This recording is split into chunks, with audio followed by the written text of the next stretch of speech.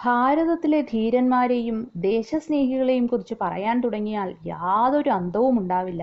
കഥ തുടങ്ങുന്നതിന് മുമ്പ് ഒരു കാര്യം, നിങ്ങൾക്ക് എൻ്റെ കഥകൾ ഇഷ്ടപ്പെടുന്നുണ്ടോ? നിങ്ങൾ ഈ ചാനൽ സബ്സ്ക്രൈബ് ചെയ്തിട്ടുണ്ടോ?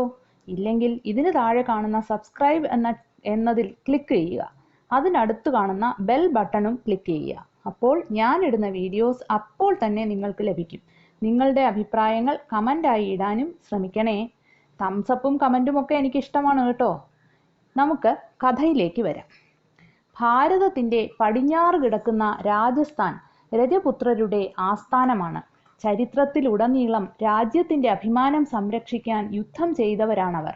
എന്നാൽ ചിറ്റൂരിലെ രജപുത്ര വീരന്മാർ രാജ്യസ്നേഹത്തിലും ധീരതയിലും ധർമ്മത്തിലും അഭിമാന സംരക്ഷണത്തിലും രാജ്യപാലനത്തിലും ത്യാഗത്തിലുമെല്ലാം മറ്റെല്ലാ രജപുത്രന്മാരെക്കാളും മുന്നിലായിരുന്നു. 8-ാം നൂറ്റാണ്ടിൽ അവർ വിദേശികളുടെ നുഴഞ്ഞുകയറ്റത്തിനെതിരെ ധീരമായി തിരിച്ചടിച്ചതാണ്. അവരുടെ സ്ത്രീകളും ഒട്ടും താഴെയല്ല.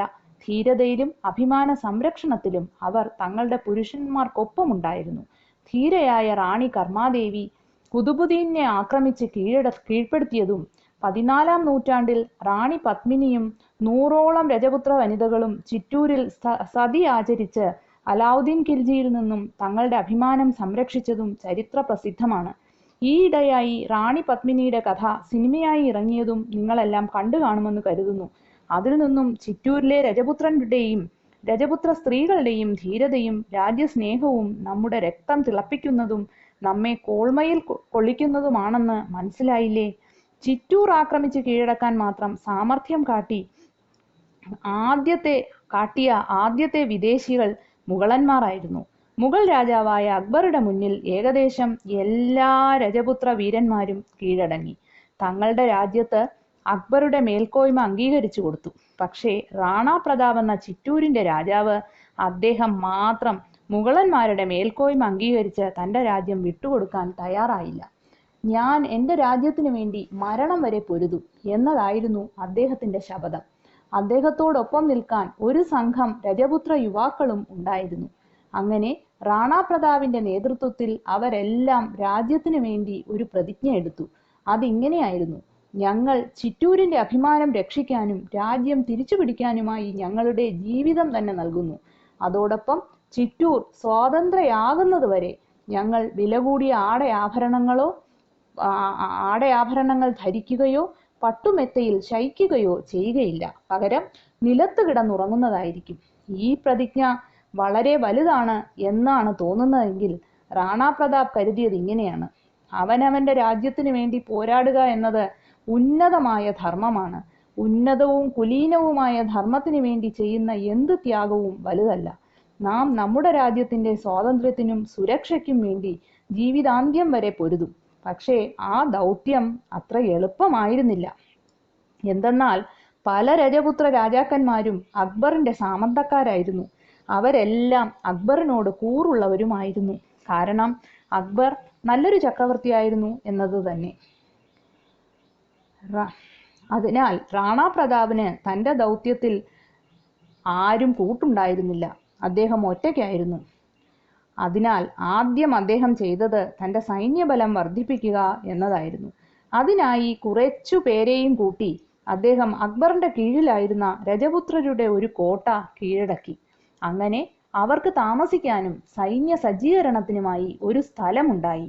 റാണാ പ്രതാപ് ആ കോട്ടയിൽ വെച്ച് ചിറ്റൂർ ജനങ്ങളോട് ഇങ്ങനെ പ്രഖ്യാപിച്ചു: ചിറ്റൂർ അക്ബറിൻ്റെ കീഴിലാണെങ്കിൽ ഞാനാണ് നിങ്ങളുടെ യഥാർത്ഥ രാജാവ്.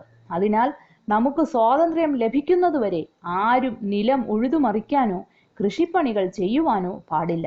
എന്തെന്നാൽ നിങ്ങളുടെ അധ്വാനം ശത്രുക്കളെ ഊട്ടുവാനേ സഹായിക്കുകയുള്ളൂ. റാണയുടെ ആജ്ഞ അനുസരിക്കാതെ നിലം ഉഴുത ഒരു കർഷകനെ തൂക്കിലേറ്റാനും റാണ മടിച്ചില്ല. ഈ ശിക്ഷാ നടപടി അക്ബറുടെ ചെവിയിലും എത്തി. തൻ്റെ ഭീമമായ സൈന്യത്തിനു മുന്നിൽ റാണാ പ്രതാപിൻ്റെ സൈന്യബലം ഒന്നുമല്ല എന്നറിയാമെങ്കിലും റാണയുടെ ധീരത അദ്ദേഹത്തെ അക്ബറിന് മുന്നിൽ ആരാധ്യനാക്കി. റാണയെ തൻ്റെ സുഹൃത്തായി സ്വീകരിക്കാൻ അദ്ദേഹം തയ്യാറായി. അക്ബർ തൻ്റെ സാമന്തനും ഭാര്യ സഹോദരനുമായ മാൻസിംഗിനെ അയച്ചു.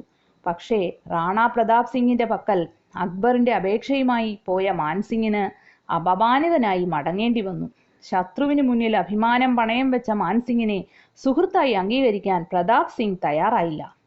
യുദ്ധക്കളത്തിൽ കാണാമെന്ന് പ്രഖ്യാപിച്ചുപോയ മാൻസിംഗിന് പുറകെ റാണ പ്രതാപ് സിംഗ് മുഗളരുടെ ഒരു താവളം ആക്രമിച്ച് അവരിൽ പലരെയും കൊന്നു.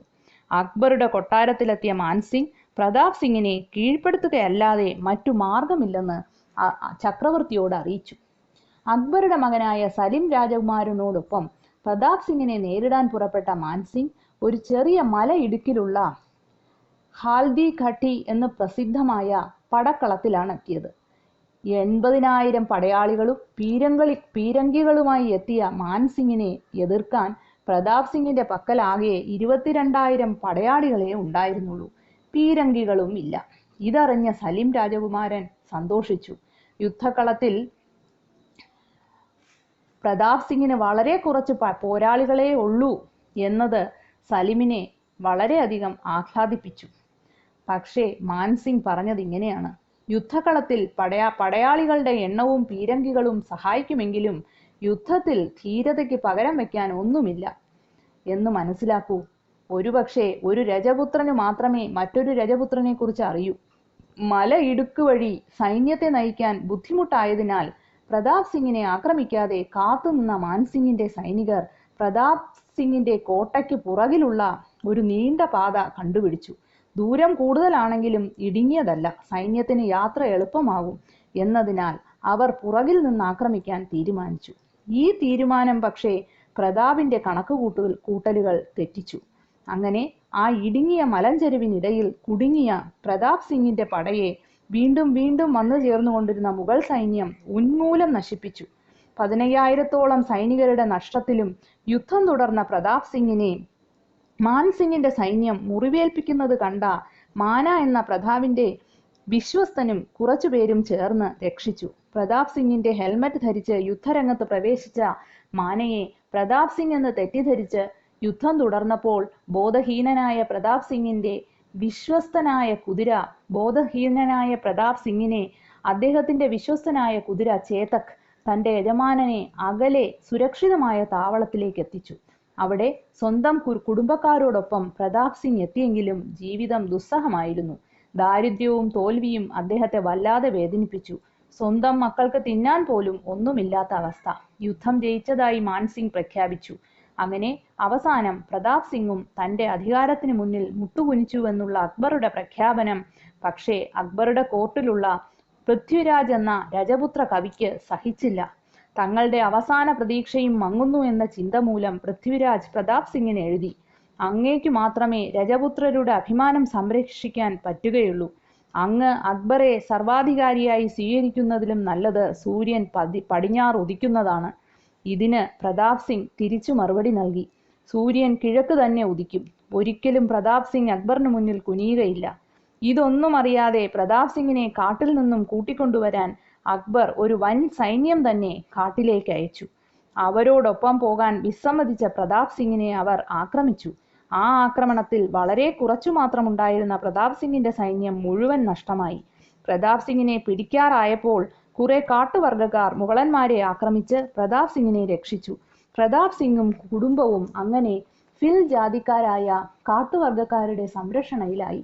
എല്ലാം നഷ്ടപ്പെട്ട് നിരാശയുടെ വക്കിലായ പ്രതാപിന് ഭിൽ വംശജരുടെ ആത്മധൈര്യവും പിന്തുണയും കൂട്ടായി. പടയൊരുക്കവും പരിശീലനവും നടത്താൻ പക്ഷേ പണമില്ലാതെ വിഷമിച്ച പ്രതാപിന് സഹായഹസ്തവുമായി ചിറ്റൂരിലെ പ്രശസ്ത കച്ചവടക്കാരൻ ഭാമാഷാ തന്റെ എല്ലാ സമ്പാദ്യങ്ങളും ഏൽപ്പിച്ചു. ഔദാര്യം സ്വീകരിക്കാൻ വിസമ്മതിച്ച പ്രതാപ് സിംഗിനോട് ഭാമാഷാ പറഞ്ഞതിങ്ങനെയാണ്. ആ വാക്കുകൾ എക്കാലവും നിലനിൽക്കുന്നവയുമായിരുന്നു. അദ്ദേഹം പറഞ്ഞു: രാജ്യം അപകടത്തിലായാൽ സ്വന്തമെന്ന് കരുതാൻ ഒന്നും ഉണ്ടാവില്ല. എല്ലാം രാജ്യത്തിൻ്റെതായി മാറും. അതിനാൽ രാജ്യത്തിന്റെ സമ്പത്ത് രാജ്യത്തിന് വേണ്ടി ഉപയോഗിക്കാൻ രാജാവിന് അധികാരമുണ്ട്. അങ്ങനെ ഭിൽ വംശജരുടെ സഹായത്താൽ ഭാമാഷായുടെ സമ്പാദ്യം കൊണ്ട് പ്രതാപ് സിംഗ് കരുത്തുറ്റ ഒരു സൈന്യം ഉണ്ടാക്കിയെടുത്തു. ആ സൈന്യത്തിന്റെ സഹായത്താൽ അടുത്തുള്ള പല കോട്ടകളും മുഗളന്മാരിൽ നിന്നും തിരിച്ചു പിടിച്ചു പ്രതാപ് സിംഗ്. അങ്ങനെ അവസാനം റാണ പ്രതാപ് സിംഗ് ദേവർ, ഉദയ്പൂർ, കോമൾമിർ എന്നീ സ്ഥലങ്ങൾ മുഗളന്മാരിൽ നിന്നും തിരിച്ചു പിടിച്ചു. റാണ പ്രതാപ് സിംഗ് 20 വർഷത്തോളം യുദ്ധം ചെയ്തു. പക്ഷേ ചിറ്റൂർ മാത്രം തിരിച്ചുപിടിക്കാൻ അദ്ദേഹത്തിന് കഴിഞ്ഞില്ല. അങ്ങനെ തന്റെ സ്വപ്നങ്ങൾ മുഴുവൻ സഫലീകരിക്കാനാവാതെ അദ്ദേഹം അന്ത്യശ്വാസം വലിച്ചു. എന്നാൽ മരണം വരെ അദ്ദേഹം തന്റെ ശപഥത്തിൽ തന്നെ ഉറച്ചു നിന്നു. അദ്ദേഹം തീരെ അവശനായി മരണശയ്യയിലായപ്പോഴും മെത്തയിൽ കിടന്നില്ല, വെറും നിലത്തു തന്നെയാണ് കിടന്നത്.